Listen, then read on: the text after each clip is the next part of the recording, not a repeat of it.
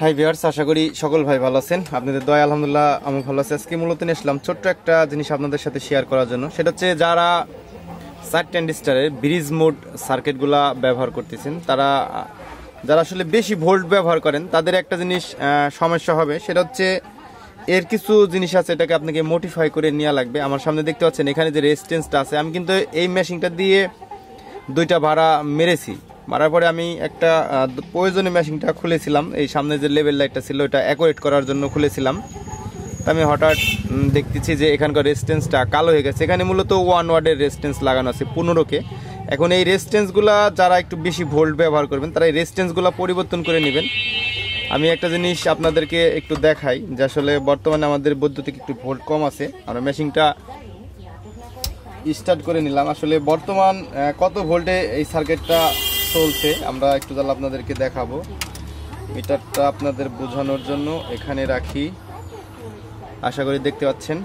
এটা হচ্ছে নেগেটিভ, এটা হচ্ছে পজিটিভ। মূলত এটা গাউন ব্রিজ মোড, নেগেটিভ পজিটিভ আর কি সিঙ্গেল সাপ্লাই চলে। দেখতে পাচ্ছেন এখানে 76.5 ভোল্ট রয়েছে। এখন আমাদের বিদ্যুতের এসি ভোল্টেজ একটু কম রয়েছে। এটা যখন 30 হবে তখন এটার ভোল্টেজটা আর একটু বৃদ্ধি হবে। আপনারা এর আগে এই সার্কিটের এই মেশিনের ভিডিও আপনারা দেখেছেন, সাউন্ড টেস্ট ভিডিও রয়েছে, তো দেখেছেন। আজকে আমরা যে এই যে ইটা আছে আমরা এইগুলো আর কি চেঞ্জ করে নিয়ে এখানে 2 ওয়াটের রেজিস্ট্যান্স পাই নাই। আমরা এখানে দেখতে পাচ্ছেন এখানে যে 15K রেজিস্ট্যান্স, এটা 3 ওয়াটের একটা রেজিস্ট্যান্স।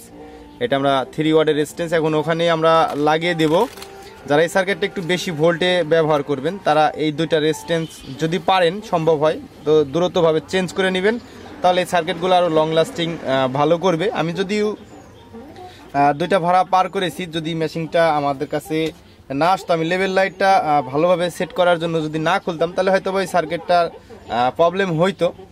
তো এখন মূলত আমরা যে ইটা রয়েছে, এই রেজিস্ট্যান্স দুইটা রয়েছে, আমরা এই রেজিস্ট্যান্স দুইটাকে পরিবর্তন করে এখানে আমরা আর কি দুইটা রেজিস্ট্যান্স 3 ওয়াটের লাগিয়ে দেব। যদিও যেহেতু রেজিস্ট্যান্স দুটা যদি থাকে তাহলে হয়তোবা প্রবলেম হবে। আমরা এখান থেকে রেজিস্ট্যান্সটাকে রিমুভ করে এখানে যে 15K যে 3 ওয়াটের রেজিস্ট্যান্স রয়েছে, আমরা 3 ওয়াটের রেজিস্ট্যান্সটা ব্যবহার করব।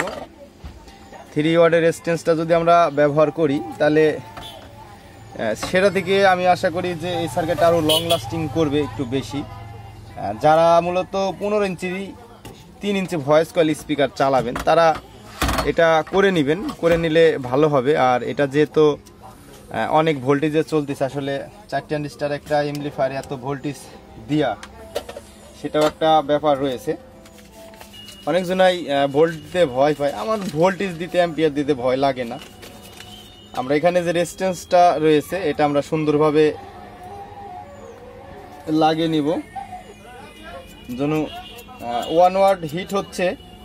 এখন 3 ওয়াটের যে রেজিস্ট্যান্সটা রয়েছে এটা মূলত আর হিট হবে না, সার্কিটটাও লং লাস্টিং বেশি করবে। তো এই জন্যই মনে করলাম যে এখানে এটা আমরা একটু মডিফাই করে নিই, যেহেতু যদিও দেখতে একটু খারাপ লাগবে তারপরে আসলে নিজের জিনিস। আর নিজের জিনিস বললে গেলেও এমন না, আমি সবসময়তেই চেষ্টা করি যেন একটু ভালোভাবে কিছু করার। এটাকে আমরা যদি চেঞ্জ করে নিই তাহলে 100% এই সার্কিটটা থেকে ভালো রেজাল্ট পাওয়া যাবে। তো আমরা এই সার্কিটটার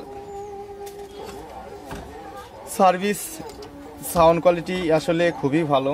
আর এই সার্কিটের এত সুন্দর সাউন্ড, মূলত এটা দিয়ে গান শোনাটা খুবই সুন্দর, মানে আমার কাছে খুবই ভালো লাগে এই সার্কিটের সাউন্ডটা। আসলে এত সুন্দর যে সাউন্ড কোয়ালিটি, আমার পার্সোনাল মতামত এই সার্কিটগুলো যারা আসলে বাসায় গান শুনবেন তাদের খুবই ভালো লাগবে। আর এটা দিয়ে সর্বোচ্চ আপনারা 3 ইঞ্চি ভয়েস কয়েলের স্পিকার লোড দিতে পারবেন দুইটা। আর আপনারা অনেকজনাই জানেন যে আমরা মূলত দেখতে পাচ্ছেন এখানে লাগিয়ে দিলাম এটা। আর এখন এই পাশে যেটা আছে সেটাকে আমরা রিমুভ করব।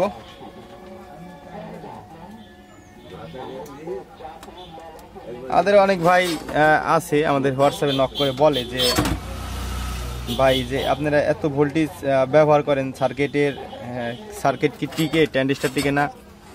আবার অনেক ভাই বলে যে আমরা তো এত ভোল্ট দিতেই পারি না, তার আগেই সার্কিটের ট্যান্ডিস্টার আউট হয়ে যায়। একটা জিনিস কি ভাই, সবসময় মনে করবেন যে সার্কিটগুলোর কোয়ালিটি একটু ভালো হয় সেগুলোতে ভোল্টেজ একটু বেশি দেওয়া যায় আর কি। আমরা আসলে অল্প টাকার কিছু সার্কিট আছে যেগুলোতে বায়োসিং এক্সস্ট থাকে না, সেইগুলা নিয়ে তো মনে করেন যে ওর যে বায়োসিং ভোল্টেজ রয়েছে সেটা অ্যাকুরেট থাকে না। অ্যাকুরেট না থাকলে আপনার ট্যান্ডিস্টার টিকবে না। আর আমাদের যে সার্কিটগুলো আমরা সেল করি সেই সার্কিটগুলো আমরা টেস্ট করে সেটার বিভিন্নভাবে রেজাল্ট জানার পরে সেটাকে আমরা মার্কেটে আপনাদের হাতে তুলে দিই। কারণ আমরা একটা লাগিয়ে দিয়েছি, দেখতে পাচ্ছেন এখানে কিন্তু 10K লেখা আছে, কিন্তু এখানে 15K ব্যবহার করেছে। ওনাদের কাছে হয়তোবা 10K রেজিস্ট্যান্স হয়তোবা ছিল না, এখানে 15K ব্যবহার করেছে। আমার এখানে 15K যেহেতু ছিল, আমি এখানে 15K ব্যবহার করব।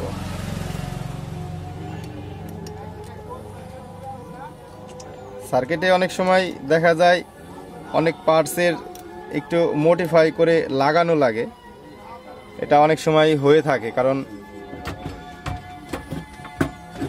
কারণ যখন আমরা সার্কিটগুলোকে তৈরি করলে দেখা যায় যে একটা পার্টসের একটু ফল্ট রয়েছে অথবা ডায়াগ্রাম একটু ফল্ট রয়েছে, তখন আমরা ওই পার্টসটার মান পরিবর্তন করে আরেকটা যে পার্টস রয়েছে সেটার সাথে ভ্যালু কিছুটা মিল রেখে ওখানে আমরা লাগিয়ে দিই। লাগিয়ে দিলে দেখা যাচ্ছে এর যে কাজটা হয় সেটা খুবই ভালোভাবে হয়। তা আমাদের লাগানো শেষ, দেখতে পাচ্ছেন। আমরা কিন্তু এখানে দুটো ট্যান্ডিস্টার ছিল, চেষ্টা করেছি একটু ভালো করে লাগানোর। আপনাদের যাদের একটু ভোল্টেজ বেশি ব্যবহার করবেন এই রেজিস্ট্যান্স দুটোই করে নেবেন, তবে আল্লাহর রহমতে ইনশাআল্লাহ রেজিস্ট্যান্সগুলো প্রবলেম হবে না।